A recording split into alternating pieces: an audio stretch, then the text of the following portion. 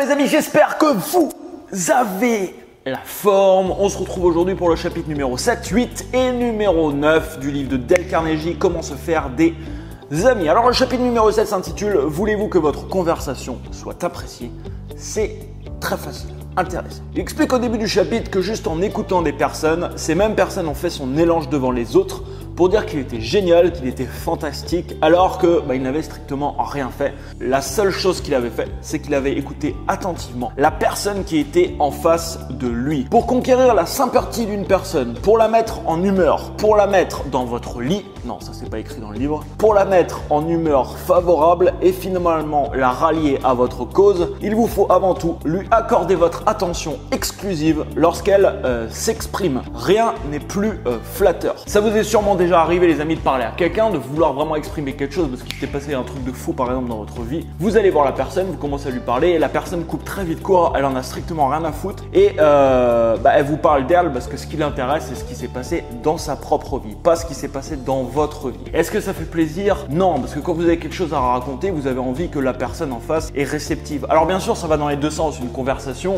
quand vous parlez il faut que la personne soit réceptive, quand c'est elle qui parle il faut que vous soyez pleinement également à son écoute. C'est vraiment quelque chose de très important dans vos relations les amis avec les autres. Alors bien entendu faites attention aux personnes que vous écoutez. Si vous écoutez Bob de votre quartier et Bob s'enfile une bouteille de whisky tous les matins au réveil, je suis pas sûr que ces conversations vont être pleinement intéressantes et enrichissantes pour vous. Donc faites bien entendu attention aux personnes que vous allez écouter. Ça sert à rien d'écouter une personne toute la journée si elle vous saoule, si elle vous parle de tous ses problèmes et si elle vous plombe le moral dès que vous la voyez. Si vous voulez savoir les amis ce qu'il faut faire pour que les gens vous fuient, se moquent de vous derrière votre dos et vous méprisent, voici la recette. N'écoutez jamais ce que disent les autres. Parlez constamment de vous-même. Si vous avez une idée pendant une conversation, dites tout simplement à la personne en face de vous de fermer sa gueule et parlez par-dessus. Ça c'est pareil, c'est pas dans le bouquin. Et malheureusement, vous connaissez probablement des gens comme ça. Donc principe numéro 7, sachez écouter et encourager les autres à parler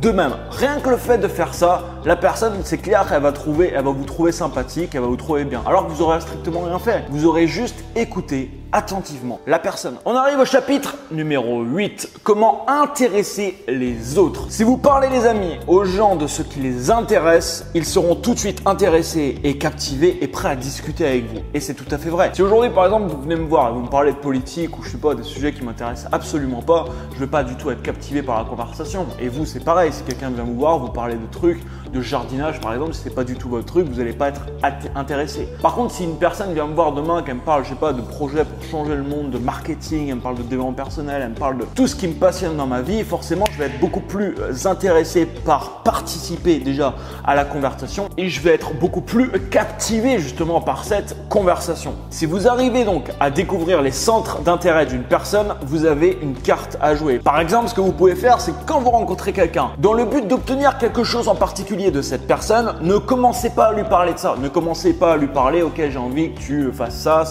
parce que voilà, je voudrais que tu fasses ça pour moi. Parlez-lui d'abord de ses centres d'intérêt pour que la personne commence à être captivée par la conversation. Principe numéro 8, parlez aux autres de ce qui les intéresse, avantage votre interlocuteur autant que vous-même. Et on arrive au chapitre numéro 9, comment plaire instantanément. Il existe une loi primordiale que nous devons respecter pour nos rapports avec les autres. Si nous l'observons, nous gagnerons amitié et bonheur. Mais dès l'instant où nous la violerons, nous ferons naître d'innombrables difficultés. Cette règle, la voici. Et on en a déjà un petit peu parlé dans les autres vidéos, faire sentir aux autres leur importance. Comme on l'a déjà vu ensemble, le désir d'être important les amis est selon le professeur John Dewey le plus puissant des appétits humains. Il y a eu beaucoup d'écrits qui ont été écrits à ce sujet. Tony Robbins, il en parle également. Le désir de se sentir important, le désir d'exister, entre guillemets, de sentir qu'on existe. C'est en effet quelque chose de très puissant chez beaucoup d'entre nous. Il dit ensuite, voici une règle probablement la plus importante au monde. Agis envers les autres comme tu voudrais qu'ils agissent envers toi-même. Et là-dessus, j'aimerais attirer votre attention. Souvent, on a envie que des gens fassent des choses pour nous, mais nous-mêmes, on n'est pas prêt à faire ces choses pour les autres. C'est vraiment intéressant de réfléchir à ça, de réfléchir à tiens, cette personne, hop, elle m'a pas fait de compliment, elle m'a pas dit ça, tiens, voilà, elle aurait pu me faire ça. J'aurais bien eu envie ce week-end d'avoir ça ou d'avoir ci de cette personne.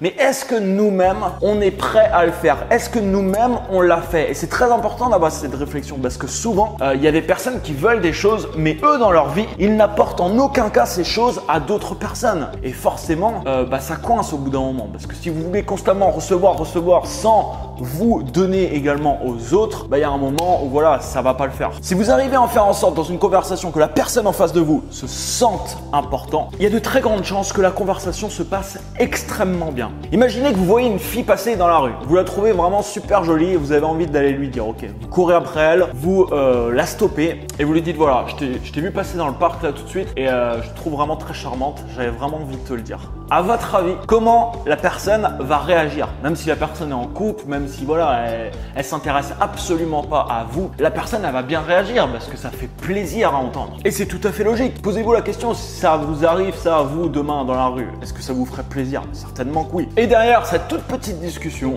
pourra s'en suivre une discussion plus longue, pourra suivre pourquoi pas un rendez-vous et pourra même suivre d'autres détails que je vais vous épargner. Maintenant, imaginez que vous croisez quelqu'un, vous courez après, vous arrêtez cette même fille et vous lui dites je t'ai vu passer dans le parc et je me suis dit qu'il fallait absolument que je te dise quelque chose. En fait, je trouve tes chaussures dégueulasses, vraiment dégueulasses et je tenais vraiment à te le dire quoi. À votre avis, comment la personne va réagir? Il y a des chances qu'elle le prenne pas si bien que ça. Principe numéro 9 les amis, faites sentir aux gens leur importance et faites-le bien sûr sincèrement. Si vous dites quelque chose et que c'est pas sincère, ça va généralement se ressentir, donc ça sert à rien. On a fini pour ces 9 principes. Dans la suite du livre, parce que le livre n'est pas terminé, Dale Carnegie parle de 12 points pour rallier les autres à votre point de vue. Alors, question que je vous pose, est-ce que ça vous intéresse que je vous parle de ces 12 points et que je finis le livre avec vous? Donc 12 points pour rallier les autres à votre point de vue. Si ça vous intéresse, mettez-moi un gros oui dans les commentaires. N'oublie pas de liker la vidéo, partage-la, abonne-toi à la chaîne. Et quant à moi, je te dis à demain 18h pour une prochaine